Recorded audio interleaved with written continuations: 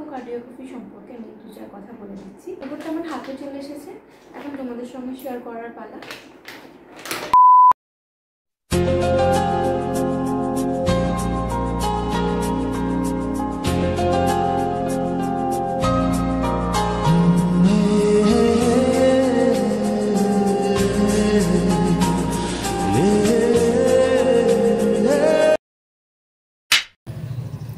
Hello guys, welcome back to my channel. I hope তোমরা সবাই ভীষণ ভালো আছো, আমিও ভালো আছি। শুরু করলাম নতুন একটা ব্লগ। তো আমি রেডি হয়ে গেছি, এখন যাব ডক্টরের কাছে। ইকোকার্ডিওগ্রাফি যে রিপোর্টটা করে এসেছি সেই রিপোর্টটা স্যারকে দেখানোর পালা। তো আমার হচ্ছে রিপোর্টটা এখনো হাতে আসেনি, আমি একটা স্ক্যান কপি আমার কাছে আছে, সেটাই আমি স্যারকে দেখাবো।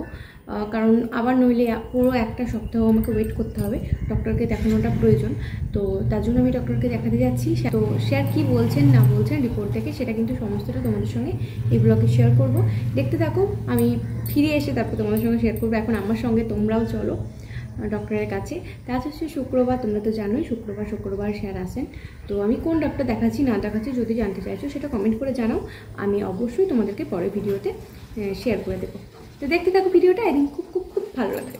তো গাইস, আমি ডক্টর দেখিয়ে আসার পর তোমাদের সঙ্গে আর ভিডিওটা আমি কন্টিনিউ করিনি, কারণ আমার কাছে ছিল না অরিজিনাল রিপোর্টটা।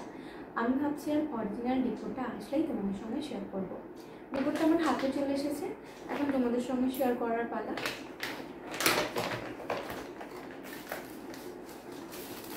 এই হচ্ছে আমার রিপোর্ট। আর তোমরা তো সকলেই জানো যে আমি ইকোকার্ডিওগ্রাফি রিপোর্ট করানোর জন্য গিয়েছিলাম বহরমপুর, আর সেই রিপোর্টটা দেখানোর জন্যই ডক্টরের কাছে যাওয়া। তো ডক্টরের কাছে গেলাম এবং ডক্টর কী বললেন সেটাই তোমাদের সঙ্গে আজকে এই ভিডিওতে শেয়ার করব। তো ইকোকার্ডিওগ্রাফি রিপোর্ট সেটা স্পেশালি কিন্তু হার্টের একটা ফটো হয়। তো হার্টের ফটো মানে বাচ্চার হার্টের ফটো, তো হার্টটা কেমন আছে, ঠিক আছে কিনা এটাই দেখা হয়।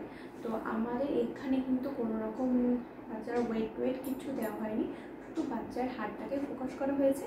এবং আমি এই রিপোর্টটা দেখে তো খুব একটা ভালো বুঝবো না, তো যতদূর মোটামুটি বুঝেছি এবং ডক্টর যেটা বললেন সেটা তোমাদের সঙ্গে শেয়ার করছি। তো স্যার বললেন যে রিপোর্ট খুব ভালো আছে আর সব কিছু ঠিকঠাক আছে, এবং পরের যে রিপোর্টটা করাতে হবে সেটা লিখে দিলেন। তো সেটা পরের স্ক্যান হচ্ছে গ্রোথ স্ক্যান, সেটা করাতে যাবো, কবে যাবো না যাবো তোমরা তো জানতেই পারবে। আর রিপোর্টটা তোমাদের সঙ্গে একটুখানি শেয়ার করে দিলাম। তো এটাতে বাচ্চার স্পেশালি হার্টবিটটা শেয়ার করা মানে লেখা হয়েছে, আর বিভিন্ন রকম প্রসেস মানে যেমন অ্যানালাইসিস স্ক্যানে প্রত্যেকটা পার্টে একটা লেখা ছিল যে এটা এরকম আছে ওটা এরকম আছে, এটাও ঠিকই ওই হার্টেরটা লেখা আছে। তো তোমরা যদি কেউ রিপোর্টটা পড়ে থাকো তাহলে তো জানবেই। তো এটা সাধারণত মোটামুটি 20 উইক্সের পর থেকে এটা হয়ে থাকে। তো এক একটা ডক্টর এক এক রকমভাবে করেন। আমার ইউসি ডক্টর যেটা বললেন 26 উইক্সের পর করেন।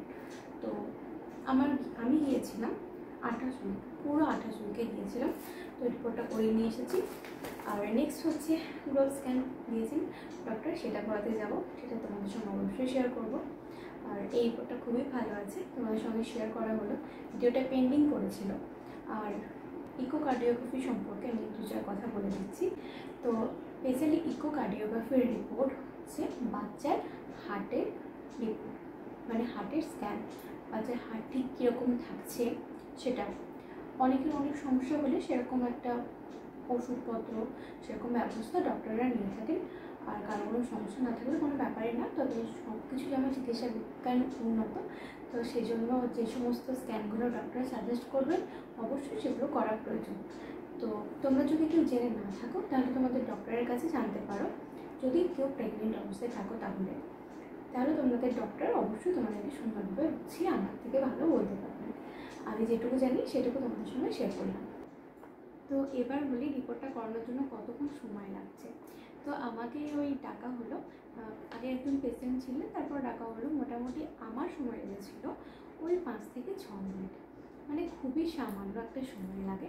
মানে অ্যানালিসিস স্ক্যানে যেমন মোটামুটি 8 ঘন্টা 25 মিনিট 8 ঘন্টার মতো লেগেই যায়, কিন্তু এটা যেহেতু শুধুমাত্র হার্টটাকে ফোকাস করা হয় এজন্য অতটা সময় লাগে না, ওই 5 মিনিট মতো সময় লাগে। আর তোমাদেরকে একটুখানি ফটোটাও শেয়ার করে দিচ্ছি, মানে এই ফটোটা এসছে,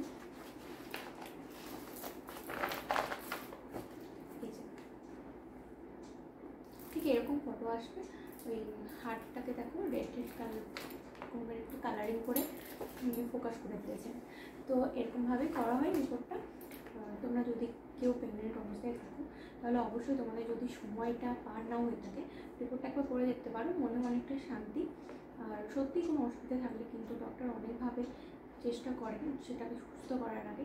আর একটা কথা আমরা সবাই জানি, পেটের মধ্যে থেকে যদি বাচ্চা যখন পেটের মধ্যে থাকেন তখন যদি কোনো সমস্যা হয় সেটা কিন্তু সারানোটা খুব সহজ, আর বের হয়ে গেলে পেট থেকে তখন কিন্তু অতটা সহজ থাকে না সমস্তটা। তার জন্য বলছি যদি রিপোর্টটা না করে থাকো অবশ্যই করতে পারো, ভালো হবে। তো এবার তোমাদের মন কেমন লাগলো ব্লগটা অবশ্যই কমেন্ট করে জানাবে। ভালো লাগলে অবশ্যই লাইক কমেন্ট শেয়ার করবে। দেখা হচ্ছে নিউ ভিডিওর সঙ্গে। অনেক অনেক অনেক ভালো থেকো। Bye bye.